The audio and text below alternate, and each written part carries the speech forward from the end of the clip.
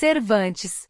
As citações mais poderosas sobre as duas dimensões do amor, a realidade e a fantasia. Neste vídeo vamos não só apresentar as citações de Cervantes sobre o tema em epígrafe, como também fazer alguns comentários sobre as mesmas. Comecemos por introduzir a primeira citação. Cervantes, no seu Quixote, coloca em cena, pela mão dos seus personagens novelescos, duas dimensões do amor. Mas primeiro temos de ter em conta que o ato de conhecer é um ato de criação. Os nossos sentidos criam a realidade que vemos. Ou seja, o olho humano cria nos objetos as cores que vemos, como comprova o facto dos daltônicos vejam outras cores nos mesmos objetos. Por isso, se tivéssemos outros sentidos, veríamos a realidade de outra forma. E Dom Quixote e Sancho, porque têm mundos espirituais distintos, veem um mundo de forma distinta. Sancho vê moinhos de vento, Dom Quixote desaforados gigantes. Mas, como veem estas duas personagens Dulcinea do Toboso ou Aldonça Lourenço? Se Sancho vê o que todos veem, uma comum lavradora de pellets nada pelo sol, Dom Quixote, nas asas do amor criativo, vê a sua princesa. Vejamos como descreve Dom Quixote a sua amada no capítulo 13 da primeira parte do seu livro imortal.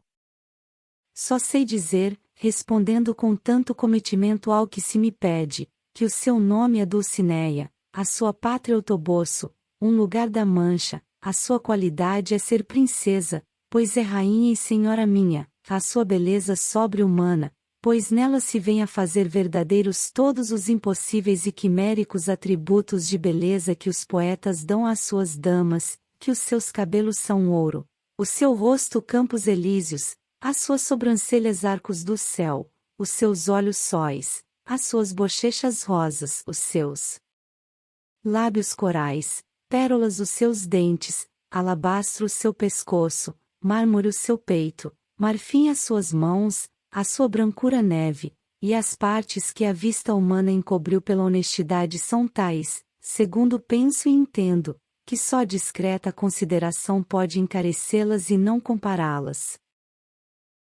Como vemos, é grandiloquente a descrição de Dulcinea por parte de Dom Quixote. Esta descrição só a pode fazer o olho apaixonado. Analisemos agora o capítulo 31 da mesma parte do Quixote. Escreve Cervantes. Tudo isto não me entristece, prossegue, disse Dom Quixote. Chegaste, e que fazia aquela rainha da beleza?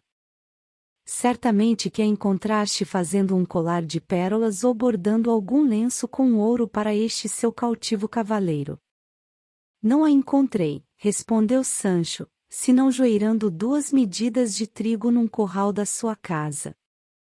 Pois faz de conta, disse Dom Quixote, que os grãos daquele trigo eram grãos de pérolas tocados pela sua mão. E viste, amigo, se o trigo era refinado? Não, era integral, respondeu Sancho. Pois eu te asseguro, disse Dom Quixote, que joeirado pelas suas mãos fez pão refinado sem dúvida nenhuma. Mas passa à frente, quando lhe deste a carta, beijou-a. Colocou-a sobre a cabeça?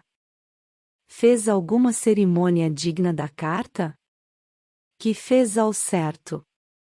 Quando lhe a ia dar, respondeu Sancho, ela estava joeirando grande parte do trigo que tinha na joeira, e disse-me, colocai, amigo, essa carta naquele muro, que a não posso ler até que acabe de joeirar todo o trigo.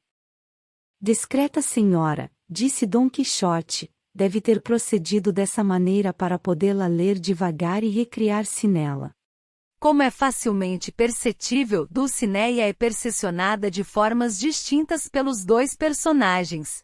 Se os olhos de Sancho percepcionam o que comumente denominamos de real, os olhos de Dom Quixote percepcionam o imaginário, as fantasias do amor. Qual dos dois percepciona corretamente a realidade? Os dois. Um vê a realidade com os olhos da razão, o outro com os da imaginação. Não nos esqueçamos que percepcionar é criar, e se assim é, tanto Dom Quixote como Sancho criam o seu mundo. Analisemos mais um fragmento do capítulo 31. Escreve Cervantes. Mas não me negarás, Sancho, uma coisa. Quando chegaste ao pé dela, não sentiste um odor suave, uma certa fragrância aromática? O que posso dizer, disse Sancho, é que senti um cheirinho varonil, provavelmente pelo facto de estar suada com tanto exercício.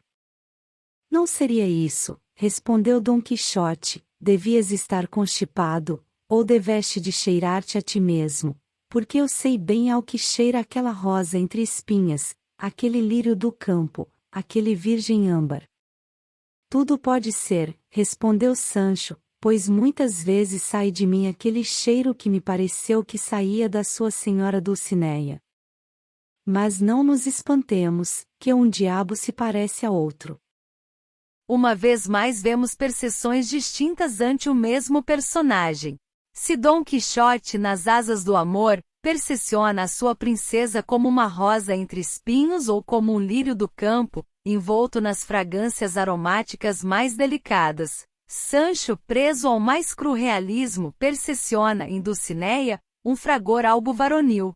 E esta discrepância no olhar dos dois personagens não nos espanta, já que o olho humano percepciona paradoxalmente as duas coisas ao mesmo tempo. É capaz de agigantar-se e tocar o céu, e é capaz de apequenar-se e não ver mais que o chão. Mas, por qual das duas percepções devemos optar? Antes de respondermos a esta questão, analisemos outro fragmento do mesmo capítulo. Tudo está a correr bem até agora, disse Dom Quixote. Mas diz-me, que joia te deu ao despedir-se, pelas notícias que de mim tu levaste? Porque é um antigo costume entre os cavaleiros e damas andantes dar aos escudeiros, donzelas ou anões que lhes levam notícias das suas damas ou dos seus cavaleiros andantes, alguma valiosa joia, em agradecimento do seu recado. Pode ser que seja assim, e eu tenho essa usança por bom costume. Mas isso devia acontecer nas épocas passadas, pois agora só nos devemos de acostumar a um pedaço de pão e queijo, pois foi isso que me deu a sua senhora Dulcinea, quando de ela me despedi, mas lhe devo dizer que era queijo ovelhum. És um liberal total, disse Dom Quixote, e se não te deu uma joia de ouro, deveu-se sem dúvida alguma ao facto de não a ter ali à mão para te a dar. Irei eu próprio vê-la e resolver-se-á tudo. Deixamos uma questão em aberto. Por qual das duas percepções devemos optar, pela de Dom Quixote ou pela de Sancho? Os sonhadores optam pela do cavaleiro manchego, os realistas pela do seu escudeiro. Nós não optamos por nenhuma, ou melhor dito, optamos pelas duas ao mesmo tempo. Porque sem sonho, sem fantasia não há amor, e porque sem um mínimo de realismo terminamos por cair no mais cruel dos abismos. E porque o homem é um ser paradoxal e contraditório, assim também é o amor algo simultaneamente real e imaginário. E quanto a Cervantes é tudo por hoje. Obrigado e um abraço a todos.